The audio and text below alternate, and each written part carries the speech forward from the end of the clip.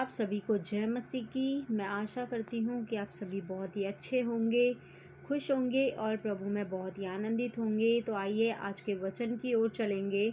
हम पढ़ेंगे यिर्मयाह और उसका 6 अध्याय और उसका हम 16 से पढ़ना शुरू करेंगे। परमेश्वर क्या कहते हैं हम जानेंगे।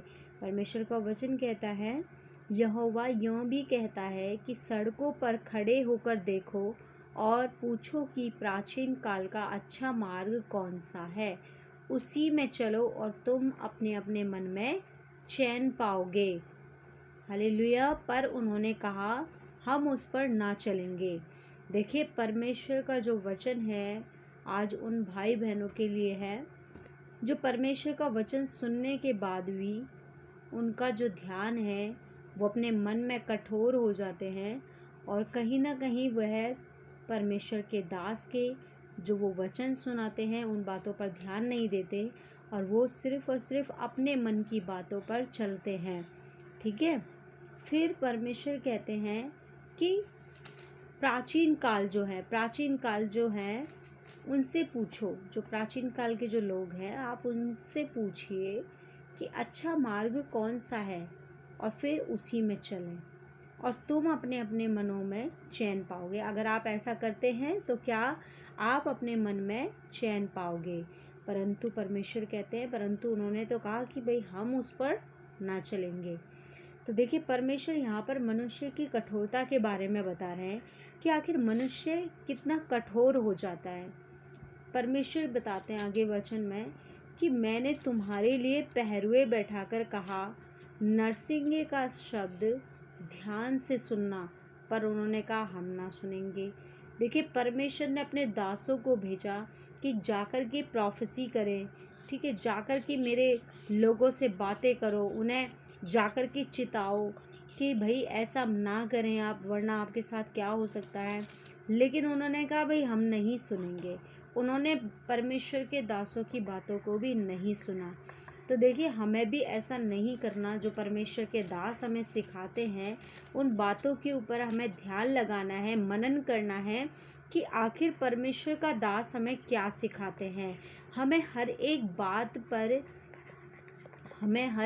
एक बात पर विश्वास करने की ज़रूरत नहीं है। देखिए, मैं ये नहीं कहती कि अगर आपको ऐसा लगता है कि अगर कोई परमेश्वर का दास अगर आपको सही नहीं सिखा रहा, अगर आपको ऐसा लगता है कि भाई ये तो वचन से है ही नहीं, तो आप वचन से परखें कि परमेश्वर के दास हमें क्या सिखाते हैं। ठीक है, परमेश्वर का वचन सत्य है और आप वचन से परखें। ठीक है, और लेकिन आप परमेश्वर का जो दास आपको सिखाते हैं आप पूरी तरह से आप उस बात को परखें और परमेश्वर के ऊपर विश्वास रखें और परमेश्वर से पूछें, प्रार्थना करें। ठीक है, और फिर उस पर चलने की कोशिश करें। फिर परमेश्वर का वचन कहता है, इसलिए हे जातियों सुनो और हे मंडली देख कि इन लोगों में क्या हो रहा है ना। परमेश्वर कह रहे हैं कि भाई इन लोगों में देखो क्या हो रहा है। हे पृथ्वी सुन, देख कि मैं इस जाति पर वह विपत्ति ले आऊँगा जो उनकी कल्पनाओं का फल है, क्योंकि इन्होंने मेरे वचनों पर ध्यान नहीं लगाया और मेरी शिक्षा को इन्होंने निकम्मी जाना है।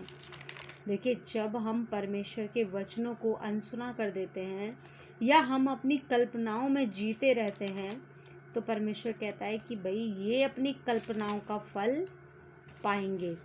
ठीक है, और क्योंकि इन्होंने मेरे वचनों पर ध्यान नहीं लगाया है, मेरी शिक्षा को इन्होंने निकम्मी जाना है। ठीक है, तो परमेश्वर के हमें वचनों को निकम्मा नहीं जानना है। देखिए, परमेश्वर का वचन जो है हमारे लिए जीवन है, वह हमें जीवन देता है, इसलिए हमें पूरी तरह से उसके ऊपर मनन करना है।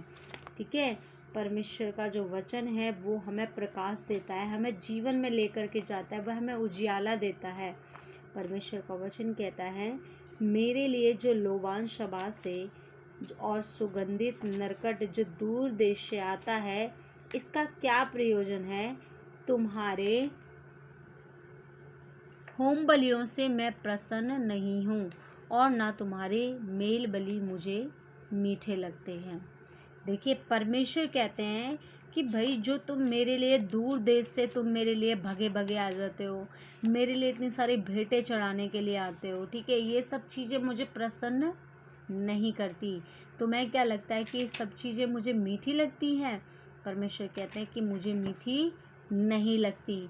इस कारण यहोवा ने कहा कि देखो, मैं इस प्रजा के आगे ठोकर रखूँगा और बाप और बेटा, पड़ोसी और मित्र सब के सब ठोकर खाकर नाश होंगे। तो देखिए, हमें ऐसा बिल्कुल भी परमेश्वर के वचनों को अनसुना नहीं करना है और देखिए परमेश्वर के वचनों का विरोध नहीं करना है, क्योंकि अगर हम विरोध करेंगे तो परमेश्वर इसका बदला ज़रूर लेते हैं। तो हमें इस बात का विशेष ध्यान रखना है कि परमेश्वर हमसे क्या बात कहना चाहते हैं, क्योंकि परमेश्वर को होम बलि नहीं चाहिए, परमेश्वर को कुछ भी नहीं चाहिए, क्योंकि सारी वस्तुएं तो परमेश्वर की बनाई हुई हैं। इसलिए परमेश्वर कहते हैं कि तुम मुझे क्या दोगे, तुम मुझे क्या दे सकते हो, क्योंकि सारी वस्तु तो मेरी बनाई हुई हैं। और तुम्हें क्या लगता है कि तुम अपने होम बलि मुझे चढ़ाओगे तो क्या ये मुझे मीठे लगते हैं? क्या मैं इनसे प्रसन्न होऊंगा? तो बिल्कुल भी नहीं। तो देखिए, परमेश्वर, हम सभी जानते हैं कि परमेश्वर जो है दया करने वाले परमेश्वर हैं।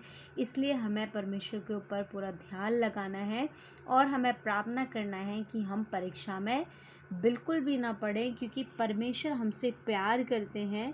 इसीलिए वो चाहते हैं कि हम उनके वचनों पर चलें और उनके वचनों पर हम सीरियसली होकर उन पर मनन करें। ठीक है, सभी को जय मसीह की। मैं आशा करती हूँ कि आज के वचनों के द्वारा आपने कुछ ना कुछ ज़रूर सीखा होगा। सभी को जय मसीह की। धन्यवाद।